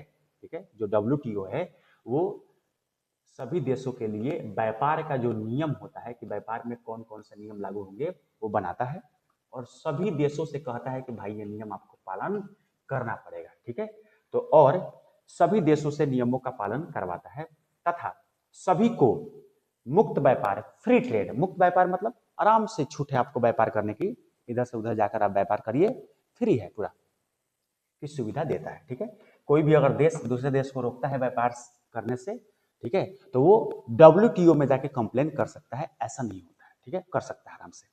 तो WTO क्या करेगा? फटकार लगाएगा उस देश को कि काहे एक रोक लिया व्यापार करके, व्यापार करने से आप रोक नहीं सकते। ठीक है, चलो अगला जो टॉपिक है, टॉपिक नहीं क्वेश्चन के रूप में ही है सब। ठीक है, कहीं कहीं नंबरिंग दिया है, कहीं नहीं दिया है। भारत में वैश्वीकरण क्यों? हाँ, अब ये टॉपिक जो है कि आखिर भारत वैश्वीकरण को क्यों अपनाया, थोड़ा पढ़िए एक बार। भारत में वैश्वीकरण क्यों? क्यों भाई? आखिर भारत में 1991 में उदारीकरण, निजीकरण और वैश्वीकरण यानी वैश्वीकरण क्यों अपनाया गया? देखिए, इसके कुछ पॉइंट्स हैं, आप पढ़ेंगे तो समझ में आ जाएगा। पहला पॉइंट है कि 1991 में आर्थिक संकट के कारण, हमारे देश में बताया ना शुरू में ही कि 1991 में आर्थिक संकट आ गई थी हमारे देश में। खाने का मात्र 7 दिन का ही रुपया था, ऐसे मत समझिए खाना खाने का 7 दिन का ही रुपया था, मतलब ट्रेड व्यापार करने का, विदेशी चीजों को आयात करने के लिए मात्र 7 दिन का ही पैसा था। बहुत संकट में हम लोग थे। 1990-91 की बात है। तो 1991 में आर्थिक जब संकट हुआ, पैसों का जब संकट हो गया भारत में, ठीक है, आर्थिक संकट हुआ। आर्थिक संकट के कारण भारत को अपनी आर्थिक नीतियों में बदलाव करना पड़ा, ठीक है। तो देखिए 1991 में जब मनमोहन सिंह ने वर्ल्ड बैंक से, विश्व बैंक से कर्जा लिया, तो उस समय वर्ल्ड बैंक ने शर्त रखा था कि भाई आपको ये वैश्वीकरण लागू करना पड़ेगा। तो एक तो कारण हो गया कि वर्ल्ड बैंक ने फोर्स किया, जबरदस्ती बताया कि भाई तुमको लागू करना पड़ेगा, तो लागू किया गया। तो एक तो वर्ल्ड बैंक का कारण था। दूसरा कारण क्या था भाई? नई आर्थिक नीति 1991 में लागू की है, इसको नई आर्थिक नीति भी बोलते हैं, जो एलपीजी के नाम से भी जानते हैं, एलपीजी, ठीक है, निजीकरण, उदारीकरण और वैश्वीकरण। 1991 के तहत उदारीकरण, निजीकरण और वैश्वीकरण को अपनाया गया, ठीक है। तो नई आर्थिक नीति के कारण अपनाया गया। तीसरी जो पॉइंट क्या है, भारत ने दुनिया के देशों से, भारत ने अन्य दुनिया के देशों से व्यापारिक संबंध बढ़ाए। जाहिर सी बात है कि जब वैश्वीकरण बढ़ेगा तो दूसरे देशों से संबंध अच्छे होंगे, ठीक है, दूसरे देशों से संबंध, ताकि तकनीक, मतलब जो टेक्नोलॉजी है दूसरे देश में, अच्छे अच्छे जो टेक्नोलॉजी है, तकनीक है, मशीन है, चाहे पूंजी है, रुपया पैसा हो गया, चाहे बाजार मिल सके, ठीक है, मतलब दूसरे देशों का पूंजी, दूसरे देशों का तकनीक हमारे देश में आ सके, इसलिए भी वैश्वीकरण को लागू किया गया, ठीक है। चौथा जो कारण है यहाँ पे आपको नीचे देखेंगे, इससे देश की अर्थव्यवस्था, जब वैश्वीकरण लागू होगा तो इससे जो देश की अर्थव्यवस्था है, रुपया पैसा का जो महत्व है, रुपया पैसा जो है को मजबूत करने और रोजगार बढ़ाने में मदद मिलेगी, ठीक है। तो जब वैश्वीकरण अपनाएंगे तो अर्थव्यवस्था भी क्या हो जाएगा, मजबूत हो जाएगा। ये पॉइंट आप याद रखेंगे। चलिए अगला जो टॉपिक है, कह रहा है भारत में वैश्वीकरण के फायदे क्या है। पक्ष में तर्क, भाई फायदे पूछ रहे हैं, ठीक है, आखिर हम वैश्वीकरण लागू किए हैं भारत में, तो इसके क्या फायदे हैं, इसके बाद हम पढ़ेंगे इसके क्या नुकसान है वैश्वीकरण लागू करने से। तो देखिए फायदे देख लेते हैं वैश्वीकरण से। वैश्वीकरण से पहला फायदा जो है वो है प्रत्यक्ष विदेशी निवेश को बढ़ावा मिलता है, ठीक है। प्रत्यक्ष विदेशी निवेश मतलब फॉरेन डायरेक्ट इन्वेस्टमेंट, इसको इंग्लिश में बोलते हैं। इसका मतलब क्या हुआ भाई, कि हमारे देश में विदेशों के कंपनियां या विदेशों के लोग डायरेक्ट निवेश कर सकते हैं, मतलब अपना रुपया हमारे देश में इन्वेस्ट कर सकते हैं, निवेश कर सकते हैं, तो इससे तो हम ही को तो फायदा है, ठीक है। तो पहला तो कारण नहीं हो गया। दूसरा, प्रतियोगिता बढ़ी। जैसी बात है कि अगर वैश्वीकरण बढ़ेगा तो सभी देश के लोग एक दूसरे देश में व्यापार करेंगे जा जाकर, और इससे कंपटीशन बढ़ेगा, लोगों में व्यापार की प्रतिस्पर्धा बढ़ेगी, और प्रतिस्पर्धा बढ़ेगी, कंपटीशन बढ़ेगा, प्रतियोगिता बढ़ेगी, तो व्यापार भी ज्यादा बढ़ेगा और समान क्वालिटी के लोग बनाएंगे। वो कंपनी सुनेगी, सोचेगी कि यदि हम क्वालिटी का कम सामान नहीं बनाएंगे तो हमारा तो बिकेगा नहीं, उसका बिक जाएगा। तो सारी कंपनियां होड़ में आकर प्रतियोगिता के कारण अच्छी अच्छी सामग्री बनाएगी, जिससे लोगों को उस सामान खरीदने में नुकसान नहीं होगा, ठीक है। चलिए तीसरी क्या है, नई तकनीक का लाभ मिला, ठीक है। जैसे वैश्वीकरण ओपन हुआ, वैश्वीकरण हुआ, तो दूसरे देश की तकनीक हमारे देश में आई, हमारे देश की तकनीक दूसरे देश में गई, तो तकनीक का आदान प्रदान हुआ। इससे बहुत अच्छा होता है कि दूसरे देश का तकनीक जो हमारे देश में नहीं था वो हमारे देश में आ गया, ठीक है। चौथा है, अच्छी और सस्ती वस्तुएं मिलने लगी, ठीक है। अगर मान लो कि कोई खिलौना है, चाहे कोई चीज है, ये पेन है, अगर ये पेन केवल भारत में ही बनता तो ऐसे भारत में मोनोपोली होती। मोनोपोली का मतलब हुआ कि केवल इसको भारत ही बना रहा है और हम भारत से ही खरीद सकते हैं। तो जो इसको बनाने वाली कंपनियां हैं, इसका मूल्य 5 रुपये के बजाय 50 रुपया रखती, तो जैब कहाँ ना खरीद, बताओ, खरीदे तो हमरे पड़ी। अगर मान लो कि कोई ऐसा सामान है जो एक ही दुकान में मिल रहा है, तो वो दुकानदार उस सामान का कई गुना दाम ले सकता है, लेकिन वही सामान सभी दुकानों में मिल रहा है, तो वो कंपटीशन से, प्रतियोगिता से सभी लोग उस सामान को सस्ते कर देंगे, ताकि लोग हमारे में आकर खरीदें, उसका दाम अधिक नहीं लेंगे। इससे जो आम पब्लिक है, आम लोग हैं, उनको ज़्यादा नुकसान नहीं होता है, वो आसानी से सस्ते सामान खरीद पाते हैं, ठीक है। तो सभी देशों के, जैसे चाइनीज सामान है ना, हमारे देश में जो सामान बड़ा महंगा मिलता है वो चाइनीज सामान, वही चीज चाइनीज वाला सस्ता बेचता है, ठीक है। तो अलग अलग देश में प्रतियोगिता के कारण सामान सस्ती हो जाती है, ये बात ध्यान रखेंगे। मुझे पता है कि आप लोग उब गए होंगे, लेकिन उबना नहीं है, ठीक है। पांचवा चीज क्या कर रहा है, विदेशों में भारतीय वस्तुओं की बिक्री बढ़ी, ठीक है।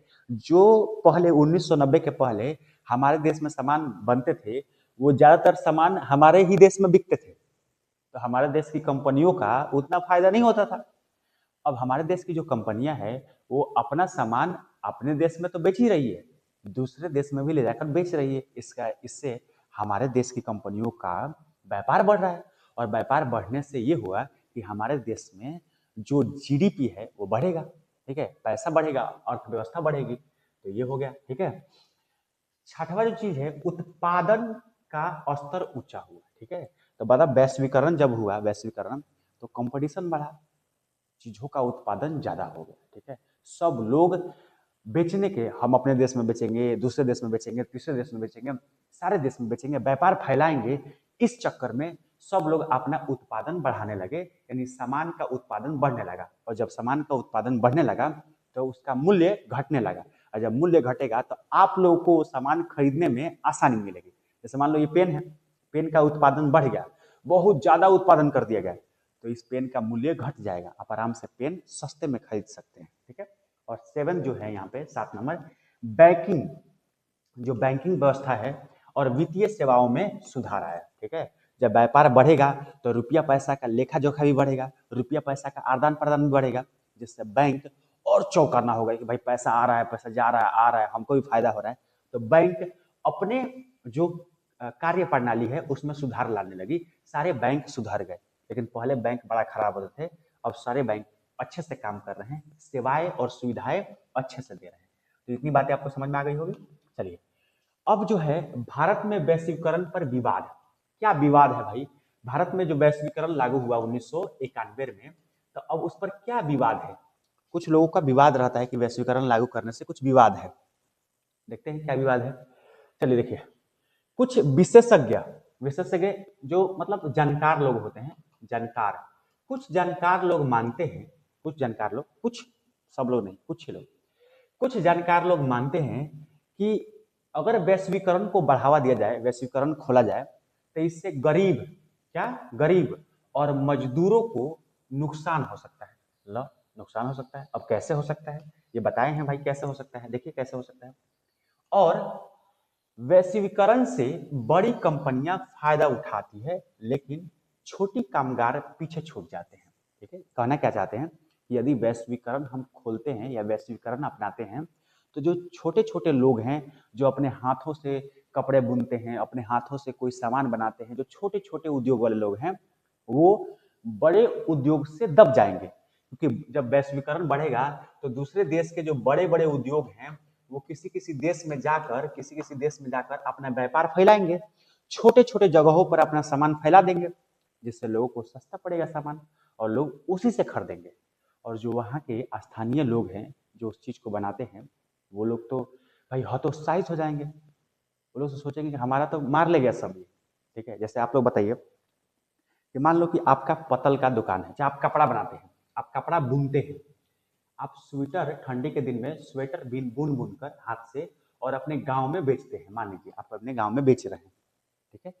और स्वेटर जो है अच्छा है, मतलब अच्छा है। अब कोई कंपनी जो है, बड़ी कंपनी, वो क्या की कि उसी प्रकार की स्वेटर मशीन से बनाकर, आप हाथ से बुनकर बेच रहे हैं, उसी प्रकार की स्वेटर वो हाथ से, सॉरी हाथ से कह रहे हैं, मशीन से बनाकर आपके गांव में बेच रही है, और आपसे आधी दाम में बेच रही है। अब बताओ, आप हाथ से बुने थे इसलिए महंगे कर रहे थे, 300 का बेच रहे थे, वो मशीन से बनाई है तो मशीन से जल्दी बना लेगी, और मशीन से ज्यादा भी बना लेगी, तो वो 150 में बेच रही है। अब 150 में कोई सामान बेच रहा है, आप 300 में बेच रहे हैं, तो 150 वाला ही लोग खरीदेगा, जबकि स्वेटर सेम है, समझ में आ रहा है। तो आपका तो काम तमाम हो गया ना। तो जो बड़ी कंपनियां हैं वो छोटे छोटे उद्योगों को मार देती है, ठीक है। अच्छा, इससे गरीब कैसे परेशान हो जाएंगे, गरीब कैसे पहचान हो जाएंगे। जैसे वैश्वीकरण जो है, वैश्वीकरण, मान लो कि हमारे देश की कोई कंपनी है, तो हमारे देश से ही मजदूर को लाएगी और उनको पैसा देगी। और मान लो हमारे देश में जो मजदूर है वो डिमांड कर रहे हैं कि हमको 500 रुपया दिहाड़ी चाहिए। कितना रुपया चाहिए भाई, 500 रुपया चाहिए, 8 घंटे काम करने के लिए, 8 आवर काम करने के लिए। लेकिन जब वो कंपनी नेपाल के लोगों को बुलाई, नेपाल के लोग जब भारत में आके काम करना स्टार्ट कर दिए, वैश्वीकरण के कारण तो भाई एक देश के लोग दूसरे देश में जा सकते हैं।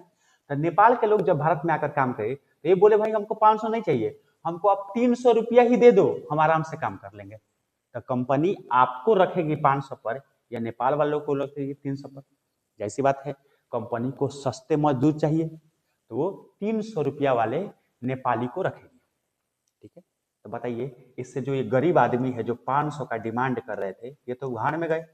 ठीक है, अब नेपाल वाले लोग कमा रहे हैं। तो ऐसे वैश्वीकरण के चलते गरीबों को नुकसान है, और छोटे छोटे जो उद्योग खुले हुए हैं, जो हाथों से काम करते हैं, अपने हाथों से सब चीज बनाते हैं, उनका तो नुकसान हो जाता है। बस नहीं। चलिए अगला जो बात है, वैश्वीकरण ऐतिहासिक परिवेश में 1991 से पहले का वैश्वीकरण। ठीक है, तो ये क्या कह रहा है कि 1991 के बाद वैश्वीकरण लागू हुआ। अब 1991 के पहले क्या था हमारे देश में, थोड़ा आओ इसके इतिहास के बारे में जान जाए। तो 1990 के पहले हमारे देश में बहुत खराब व्यवस्थाएं थी, जिससे व्यापार बहुत सीमित हो गया था, बहुत सिकुड़ गया था। आइए पढ़ते हैं। पहला वैश्वीकरण दौर मतलब 1970 से 1914 की बात कर रहे हैं। ठीक है, 1970 से 1914 के समय दुनिया के देशों में व्यापार, श्रम और पूंजी का प्रवाह होता था। ठीक है, भारत को छोड़कर बाकी देशों में होता था। पहले के समय में मजदूर बिना रोक टोक दूसरे देशों में जा सकते थे। भाप के इंजन से जहाज चलते थे। रेल और टेलीग्राम जैसी खोजों से देशों के बीच संपर्क और यात्रा आसान हो गई थी। जैसे आज अमेरिका का प्रवाह दबदबा पूरी दुनिया में है, वैसे ही उस समय ब्रिटेन आप समझते हैं, यूरोपीय कंट्री, ब्रिटेन का राजनीतिक और आर्थिक दबदबा था। कहना क्या चाह रहा है, ये कहना चाह रहा है कि 1970 से 1914 के पहले, है ना, 1970 से लेकर 1914 के बीच में जो यूरोपीय देश थे, और उसमें भी खास करके ब्रिटेन जो हमारे देश पर 200 वर्षों तक राज किया, तो ब्रिटेन का जो राजनीतिक और आर्थिक दबदबा था वो काफी ज्यादा था। ठीक है, सब पर कमांड करके रखा था भाई ब्रिटेन वाले ने, इतना खौफनाक था वो लोग सब पर। वो आधुनिक जीवन जी रहा था उस समय ब्रिटेन, जब हम एकदम गरीबों जिंदगी जी रहे थे। ठीक है, उस समय क्या था कि ब्रिटेन एक देश से दूसरे देश में व्यापार को फैलाता था, व्यापार होता भी था। हमारे देश में भी तो कब्जा वैसे ही हुआ था कि ब्रिटेन वाले मसाला के लिए हमारे देश में आए व्यापार करने, और व्यापार करने के चक्कर में उसी में कंपनी बैठाए, और कंपनी बैठाने के साथ साथ कब्जा करना स्टार्ट कर दिया। ठीक है, आप इतिहास में पढ़े भी होंगे। तो उस समय ये हाल था। उस समय संचार भी था, भाप वाली इंजनें भी चलती थी, रेल भी, जो रेलवे है ये ब्रिटेन वाला ही तो लाया है सब, टेलीग्राम हो गया, ये सब चलता था। ठीक है, बिहार में वैश्वीकरण का प्रभाव, बिहार की बातें कर लेते हैं थोड़ा सा, ज्यादा नहीं बचा हुआ है, थोड़ा सा ही है। बिहार में क्या बातें हैं, देखिए बिहार के विकास के लिए बाहर से पूंजी की जरूरत है। बिहार एक थोड़ा सा गरीब भी है, पहले नहीं था अब हो गया है। तो बिहार के विकास के लिए बाहर से पूंजी की जरूरत है, बाहर से इसमें इन्वेस्टमेंट चाहिए, निवेश चाहिए, कि भाई बिहार में कोई निवेश करे, बिहार में कोई उद्योग बैठाए, बिहार में कोई कंपनी बैठाए। लेकिन ऐसा होता ही नहीं है। क्यों नहीं होता है भाई, बिहार में एक तो राजनीतिक कारण है। ठीक है, कि जमीन नहीं, राजनीतिक कारण है, नेता लोग आपस में इतना कंपटीशन करते हैं कि बिहार में कोई कंपनी आ ही नहीं पाती है। भाई कंपनी बिहार में आएगी, कंपनी खुलेगा तबे ना यहाँ के लोगों को रोजगार मिलेगा, यहाँ के लोग अमीर होंगे, पर व्यक्ति आय बढ़ेगा, और बिहार अच्छा खासा स्थिति में आ जाएगा। ठीक है, लेकिन ऐसा तो है नहीं, बिहार की केवल जनसंख्या बढ़ रही है, लेकिन यहाँ के रोजगार नहीं बढ़ रहा है। ठीक है, यहाँ जमीन नहीं मिलते हैं कि भाई जमीन मिले कि विदेशी कंपनियां आके यहाँ उद्योग लगाए। यहाँ के लोग लूट मार में भी बड़ा रहते हैं, विदेशी कंपनियां डरती है कि अगर वहाँ जाएं तो लूट मार हो जाएगा, कंपनी कहीं रातों रात चुरा ले जाए। ऐसा नहीं होना चाहिए, लेकिन मान के चलते हैं। ठीक है, दूसरी बात, यहाँ पे कोई समुंदर से लगाव नहीं है, हम एक लैंड लॉक राज्य हैं, माने बीच में है, हमारे आसपास केवल जमीन है। समुंदर से लगाव रहता है तो एक देश से दूसरे देश में व्यापार यानी यातायात की सुविधाएं शिप से ले जाने में अच्छा रहता है। ठीक है, लेकिन बिहार ऐसा राज्य ही है। ठीक है, तो क्या कह रहा है, बिहार के विकास के लिए बाहर से पूंजी की जरूरत है, और निवेश वही होता है जहां बिजली, सड़क, पानी और कानून व्यवस्था अच्छी हो। ठीक है, कहना ये चाह रहा है कि बिहार में तो निवेश की जरूरत है, बिहार में कोई इन्वेस्ट कर दे आकर, ये जरूरत है, बिहार के लोगों को चाहिए ये। लेकिन इन्वेस्टमेंट लोग वहां करते हैं, कोई भी आदमी कंपनी अपना वहां बैठाएगा, निवेश वहां करेगा जहां पर क्या होगा, बिजली मिलेगा अच्छा से, ठीक है, सड़क अच्छा मिलेगा, पानी की व्यवस्था होगी, समुंदर आसपास होगा, और और कानून व्यवस्था अच्छा होगा। नहीं, लेकिन बिहार में इसमें से कोई अच्छा नहीं है। ना बिहार में बिजली अच्छा से आता है, आपको पता है आज के युग में भी बिहार में कभी 3-3 घंटा लाइट कट जाता है। ठीक है, हम लोग गोपालगंज में रहते हैं और गोपालगंज में भी तो कटता रहता है। जैसे अभी वीडियो बना रहे हैं, अभी क्या पता लाइट कट जाए, कहीं बुरा लग जाए बेचारा को। तो बिजली की तो समस्या बहुत ज्यादा है बिहार में। सड़क भी कोई अच्छा नहीं है पहले से तो सुधरा है, लेकिन अभी भी सड़क की कमी है हमारे बिहार में, जाम लग जाता है, सड़क अच्छे नहीं है। ठीक है, पानी की व्यवस्था ही नहीं है, समुद्र के किनारे हम लोग नहीं है, और कानून व्यवस्था तो कैसा है बिहार के आप लोग जानते ही हैं। ठीक है, जब ऐसी स्थिति हमारे बिहार में रहेगी तो क्या कोई कंपनी बिहार में आकर अपना इन्वेस्टमेंट करेगा, कोई कंपनी लगाएगा? और जब कंपनी नहीं लगेगा तो बिहार के लोगों को रोजगार कैसे मिलेगा? नहीं मिलेगा। ठीक है, तो इसलिए यहाँ पे कह रहे हैं अन्य सुविधाओं में सुधार हो रहा है। ठीक है, अब हो रहा है, लेकिन पहले तो अब धीरे धीरे बिहार का भी विकास लोग जितने भी सरकारें हैं, केंद्र हो चाहे राज्य हो, मिलकर करना चाहती है, क्योंकि बिहार जब तक विकास नहीं करेगा तब तक पूरा देश विकास नहीं करेगा। पूरा देश विकसित होने के लिए बिहार को विकसित होना बहुत जरूरी है। ठीक है, क्या कह रहे हैं यहाँ पे, पॉइंट पढ़िएगा। वैश्वीकरण के कारण बिहार में आधारभूत संरचना जैसे सड़कें, पुल आदि तेजी से बन रही है। वैश्वीकरण ने दुनिया को एक बाजार बना दिया है, बिहार भी इसका हिस्सा बन रहा है। ठीक है, अब धीरे धीरे बिहार में सारी चीजें, सुविधाएं सुधर रही है, लेकिन पहले बहुत दैनिक स्थिति थी बिहार की, भाई क्या बताएं हम आप लोगों को। ठीक है, बिहार में आज भी ऐसा होता है कि अगर पुल बना, उसका उद्घाटन किया करने से एक दिन पहले ढह जाता है या एक दिन बाद ढह जाता है। तो बिहार में इंजीनियर भी बड़ा घूसखोर है भाई। इंजीनियर ना दिया का काम करते हैं, वो लोग लग जाते हैं उसमें, पैसा चूस लेते हैं, खत्म। ठीक है, तो जैसे वैश्वीकरण बढ़ा है, अब थोड़ा ग्लोबलाइजेशन अच्छा बढ़ा है, तो बिहार का भी धीरे धीरे विकास हो रहा है। इसमें भी सड़क, पुल, जो आधारभूत संरचना है, आधारभूत संरचना मतलब एक कंपनी को खोलने के लिए जो बेसिक जरूरतें होती है वो बढ़ रही है। ठीक है, आगे बढ़ते हैं। अब क्या कर रहा है, एक बात यहाँ पे कोटेशन है डॉक्टर एपीजे अब्दुल कलाम का, याद रखिएगा। डॉक्टर एपीजे अब्दुल कलाम कहते हैं, इनका कथन है कि देश की प्रगति के लिए बिहार की प्रगति जरूरी है। ठीक है, ये एपीजे अब्दुल कलाम की बात है कि देश तभी प्रगति करेगा, देश तभी विकसित होगा जब बिहार विकसित होगा, बिहार की प्रगति होगी। ठीक है, और ये बात सब लोगों ने लगभग बोला है, क्योंकि बिहार ना एक बहुत ऐसा राज्य है जिसमें मजदूर काफी ज्यादा है, युवा काफी ज्यादा है। ठीक है, बिहार को विकसित करना बहुत जरूरी है, तभी जाकर भारत विकसित होगा। अगर बिहार विकसित नहीं हुआ ना भाई, ये सब लोग जानता है, तो भारत भी विकसित नहीं होगा।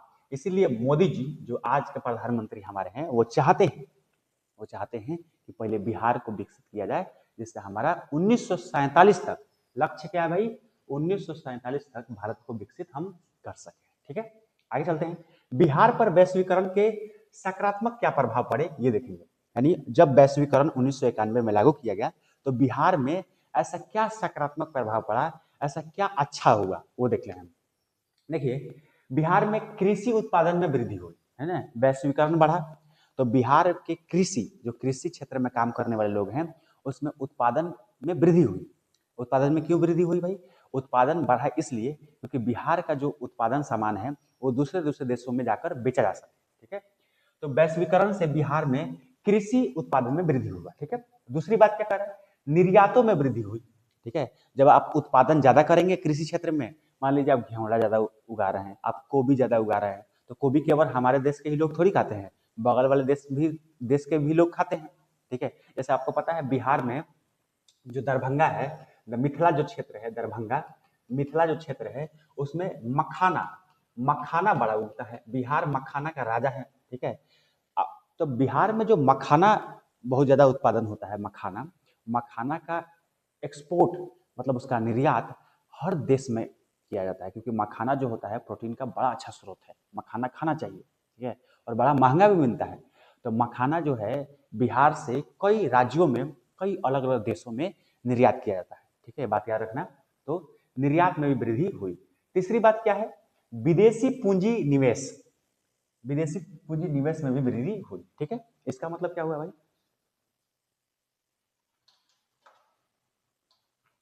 देखिए, विदेशी पूंजी निवेश में वृद्धि का मतलब हुआ कि जब बिहार में ये सारी चीजें बढ़ने लगी तो विदेश के लोग बिहार में अब धीरे धीरे धीरे धीरे निवेश करना स्टार्ट कर दिए हैं। अब धीरे धीरे बिहार में कंपनियां बैठने लगी है। अब बिहार धीरे धीरे विकसित होने लगा है, ठीक है। तो बिहार का इसमें सकारात्मक प्रभाव पड़ा है भाई। दूसरी बात है, चौथी बात है, राज्य की आय में वृद्धि हुआ। जब आपको पता है कि बिहार में समृद्धि बढ़ेगी, प्रगति बढ़ेगी, तो बिहार के आय में वृद्धि होगा भाई, ठीक है। जो जीएसटीपी है, शुद्ध राज्य घरेलू उत्पाद, जिसको हम एनएसटीपी बोलते हैं, नेट, ठीक है, एनएसटीपी हो गया, जीएसटीपी हो गया, और प्रति व्यक्ति आय जो हो गया वो बढ़ोतरी हुई, यानी राज्य और जनता की कमाई बढ़ी, ठीक है। राज्य की भी कमाई बढ़ी और जनता की भी कमाई बढ़ी। क्या सी बात है भाई? अगर बिहार विकास करता है, बिहार में कृषि उत्पादन बढ़ती है, बिहार में मखाना का एक्सपोर्ट बढ़ता है, एक्सपोर्ट मतलब निर्यात बढ़ता है, बिहार में व्यापार होता है, बिहार में कंपनियां बढ़ती है, तो बिहार में राज्य सरकार को पैसा मिलेगा, राज्य में पैसा ज़्यादा आएगा, और वहाँ के लोग की प्रति व्यक्ति आय, जो लोगों की आय है वो भी तो बढ़ेगी, ठीक है। अगला बात क्या है? विश्व स्तरीय वस्तुओं की उपलब्धता, ठीक है। बिहार में विश्व स्तरीय वस्तुओं की उपलब्धता बढ़ी, मतलब बिहार में विश्व की अनेक देशों की वस्तुएं हमारे देश में आई, और हमारी वस्तुएं जो बिहार में उत्पादित हो रही है, जैसे मखाना ही हो गया, मधुबनी पेंटिंग का आप नाम सुने होंगे, मधुबनी में जो काफी फेमस है, ठीक है। बिहार में बहुत सारी चीजें फेमस है, मधुबनी पेंटिंग हो गया, मखाना हो गया, और भी चीजें हैं। वो विश्व के अलग अलग देशों में उसका व्यापार होने लगा और विश्व में उसका फैलाव होने लगा, ठीक है। तो ऐसे विश्व स्तरीय माने पूरे विश्व स्तर पर वस्तुओं की उपलब्धता बढ़ गई। बिहार की वस्तुएं पूरे विश्व में और पूरे विश्व की वस्तुएं बिहार में आने लगी, ठीक है। और छठवां जो बात है, 6 नंबर जो बात है, रोजगार के अवसर बढ़े, ठीक है। जाहिर सी बात है, ये सारा ऊपर वाला जब चीज बढ़ेगा तो लोगों को रोजगार भी मिलेगा, बिहार में भी रोजगार बढ़ेगा। अब धीरे धीरे बढ़ ही रहा है। पहले तो ऐसा था कि बिहार को मजदूरों की फैक्ट्री कही जाती थी, आज भी थोड़ा बहुत तो है ही। बिहार में मजदूर काफी ज्यादा है, दूसरे जगह ले जाकर उनको खटवाया जाता था, लेकिन ऐसा कुछ नहीं, ठीक है। आप लोग पक गए होंगे, और कुछ देर की बातें हैं, थोड़ा सा 2-3 गो और स्लाइड है, पढ़ लेते हैं। बिहार पर वैश्वीकरण के नकारात्मक क्या प्रभाव पड़े, आपको बताना है कि बिहार में अगर वैश्वीकरण बढ़ा तो उस समय नकारात्मक प्रभाव क्या पड़ा, ठीक है। तो क्या पड़ा भाई? पहला, कृषि और कृषि आधारित उद्योगों की उपेक्षा हुई, ठीक है। तो कुछ कृषि में वृद्धि भी हुई तो कुछ उपेक्षा भी हुई। उपेक्षा मतलब कमी। पढ़िए, बिहार की अर्थव्यवस्था खेती पर आधारित है, लेकिन वैश्वीकरण के बाद भी कृषि में पर्याप्त निवेश नहीं हुआ। देखिए, अब आजकल क्या हो रहा है ना कि लोग तकनीक पर ज्यादा निर्भर कर रहे हैं, कृषि क्षेत्र का योगदान अब उतना रह नहीं गया है, ठीक है।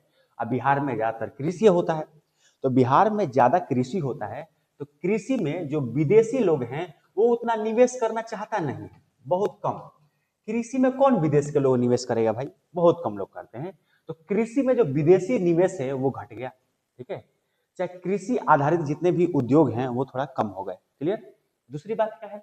कुटीर उद्योग, जो लघु उद्योग है, छोटे छोटे उद्योग है, छोटी छोटी जो कंपनियां हैं, उस पर बुरा असर पड़ा। ये तो बता ही चुके हैं कि भाई जब वैश्वीकरण खुलेगा तो बिहार में जो छोटे छोटे लोग काम करते हैं, छोटे छोटे लोग छोटी छोटी चीजें बनाते हैं, छोटे छोटे जो उद्योग हैं, उस पर बड़े उद्योगों का प्रभाव पड़ेगा। माने बड़े बड़े उद्योग अपना सस्ता सामान लाकर उनके सारे उत्पादन को मार देते हैं। वो लोग भाई हाथ से काम करते हैं, तो वो लोग थोड़ा महंगे बेचते हैं, और जो कंपनियां होती है, जो बहुराष्ट्रीय कंपनियां होती हैं, जो दूसरे देशों की कंपनियां हैं, जैसे चाइनीज कंपनियां हैं, वो सस्ते माल बनाकर और बेचती है। अब लोग सस्ता खरीदेगा कि महंगा खरीदेगा? सस्ता ही खरीदेगा। और जब सस्ता लोग खरीदेगा तो जाहिर सी बात है कि छोटे छोटे जो उद्योग हैं उनका तो बैंड बज जाएगा। बजेगा कि नहीं बजेगा? ठीक है। अगली जो बात क्या है, तीसरी बात, रोजगार पर बुरा असर पड़ा। थोड़ा बहुत पड़ा ही। छोटे उद्योग बंद होने से कई मजदूर बेरोजगार हो गए और कंपनियां अस्थायी हो गई। ठीक है, नौकरियां देने लगे। ठीक है, तो जो छोटे छोटे उद्योग वाले लोग हैं वो तो हतोत्साहित हो जाएंगे भाई, उनका सारा चीज लूट जाएगा, उनका रोजगार तो गया। ठीक है, चौथी नंबर, कमजोर आधारभूत संरचना के कारण निवेश कम हो गया। तो बिहार में जो है ना, कमजोर आधारभूत संरचना पहले था ही, पहले उतनी आधारभूत संरचना अच्छी नहीं थी। अच्छा, आधारभूत संरचना का मतलब क्या हुआ कि किसी भी कंपनी को या किसी भी मशीन को बैठाने के लिए जो बेसिक जरूरतें होती है, जैसे कंपनी को बैठाने के लिए क्या चाहिए, जमीन चाहिए, वहाँ पे सस्ते मजदूर चाहिए, ठीक है, पानी की व्यवस्था चाहिए, यही तो बात है, यातायात की सुविधाएं चाहिए। तो ये आधारभूत संरचना है जो बिहार में पहले बहुत कमजोर था, जिससे विदेशी कंपनियां हमारे देश में आती नहीं थी, हमारे देश में निवेश करना पसंद नहीं करती थी। ठीक है, जल्दी से देख लेते हैं 1991 के आर्थिक सुधार क्या है। ठीक है, पूछ दे कभी क्वेश्चन कि 1991 के आर्थिक सुधार से क्या समझते हैं, तो पढ़ लीजिए क्या लिखा है।